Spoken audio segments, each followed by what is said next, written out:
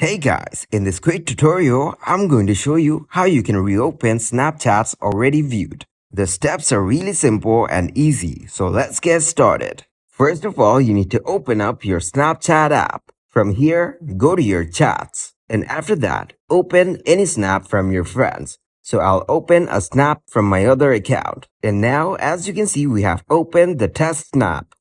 So now, close it. After that, open your friend's chat. Here, you will get to see hold to replay or save. So tap and hold the snap you just opened. And after that, you will get to see multiple options. Tap on the first one that says replay. And now you can tap on your snap to view it.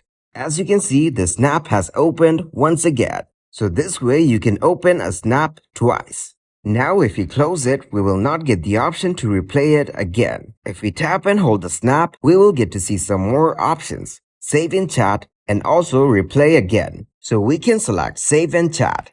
This way the snap will be saved in the chat. You can also tap and hold on it and then tap on replay again. But here you will get to see that it says you need Snapchat Plus in order to replay again. So you need to buy a subscription in order to do it. So that is how you reopen Snapchats already viewed.